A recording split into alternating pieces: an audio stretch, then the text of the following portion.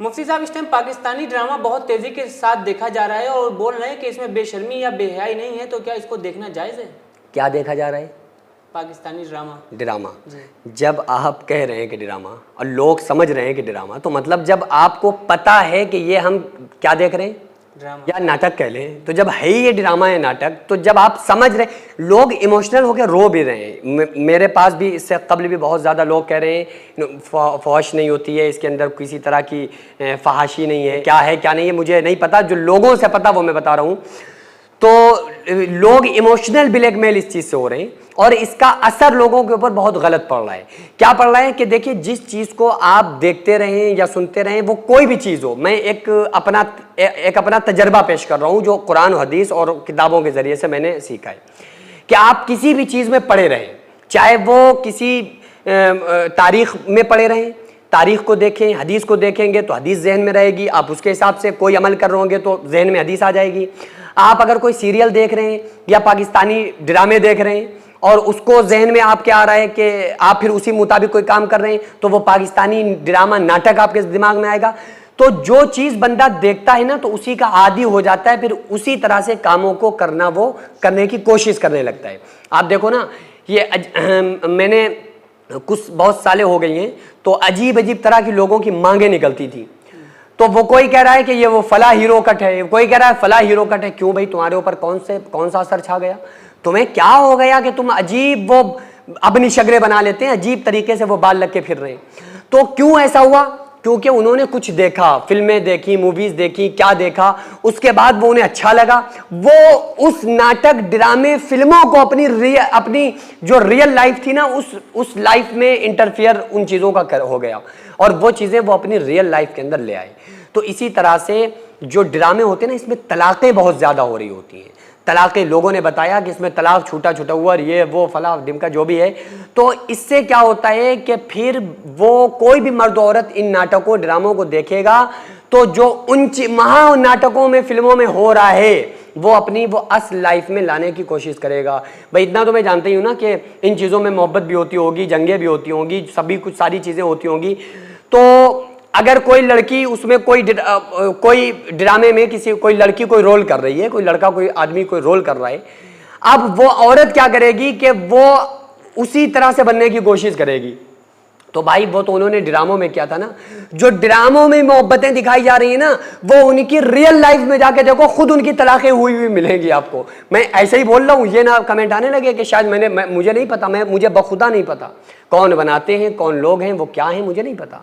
लेकिन मैं बता रहा हूँ कि जो आपको आके बता रहे हैं, दिखा रहे हैं, वो खुद उनके घर के माहौल ऐसे नहीं होंगे जैसे उसमें आपको दिखाए जा रहे होंगे। तो इसलिए इन चीज़ों से बचना चाहिए।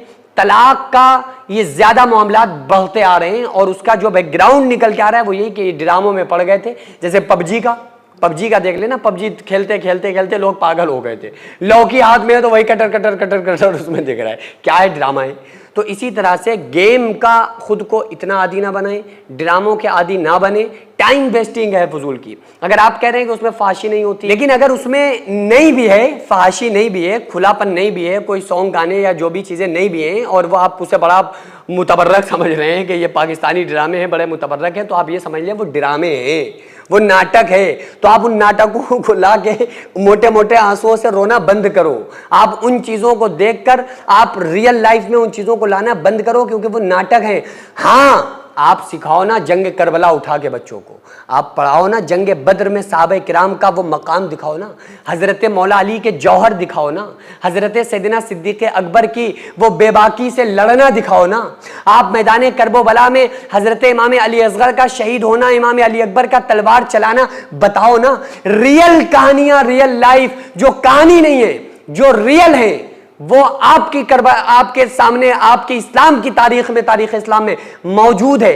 क्यों नहीं आप बच्चों को वो किताबें पढ़ाते हैं जो बच्चे आपके बहादुर बन सके? क्यों नहीं आप बच्चों को हज़रत सैयदा ज़ैनब की तारीख उठा के दिखाते पढ़ाते हैं, ताकि आपकी बेटियां तहम्मुल वाली और बर्दाश्त वाली और सब्र वाली बन सके? आप ये तारीखें पढ़ाओ। और इन तारीखों का असर आप जानते हैं, थोड़ा बहुत नहीं होता है। देखें, मुहर्रम में हर बच्चा रो रहा होता है, हर माँ रो रही होती है, हर बहन रो रही होती है, लोग ज़ारो कतार रो रहे होते हैं। बड़े संग दिल लोगों को मैंने तारीख़ करबला को सुनकर रोते हुए देखा है। आप बच्चों को वो पढ़ाइए ताकि रियल वाली उनके अंदर वो बहादुरी आए, रियल वाला सब्र आए, रियल वाली शुजात आए। इन चीज़ों से निकालो। टाइम वेस्टिंग है, फजूल खर्ची है, टाइम बर्बाद करने की चीज़ें, इन चीज़ों से निकलकर जो रियल में तारीख़ इस्लामी वाक़यात है ना, हम लोगों को चाहिए, मुसलमानों को चाहिए उन वाक़यात को पढ़ें ताकि उनके अंदर सब्र आए, उनके अंदर तहम्मुल आए, उनके अंदर बर्दाश्त का मादा आए, अल्लाह से मोहब्बत बढ़े, अल्लाह से के ऊपर तवक्कुल बढ़े, अल्लाह के ऊपर यकीन बढ़े, ताकि लोग अल्लाह तबारक व तआला की तरफ मुतवज्जह हों। सैकड़ों ऐसे गरीब परिवार जो फाका करके ज़िंदगी गुजार रहे हैं और बहुत से ऐसे मजबूर लोग जो गुर्बत की वजह से बीमारियों से जूझ रहे हैं और उनके पास इलाज कराने के लिए भी पैसे नहीं है, तो उन गरीब फैमिलीज़ को हर महीने हमारी सोसाइटी राशन देती है और उन गरीबों का फ्री में इलाज कराती है। तो आप लोग हमारे साथ मिलकर उन बेवा औरतों और यतीम बच्चों का सहारा ज़रूर बने और उनके राशन और दवा इलाज के लिए ज्यादा से ज्यादा ताउन करें और ये इरादा करें कि गरीब के बच्चों को इंशाल्लाह भूखा नहीं सोने देंगे और हर हफ्ते हर महीने आप लोगों से जो भी हो सके आप ताउन जरूर करें। इनको 10-10 साल से जो लोग बिस्तर पर पड़े हुए हैं, इंशाल्लाह ताला हम सब मिलकर उन गरीबों का इलाज भी कराएंगे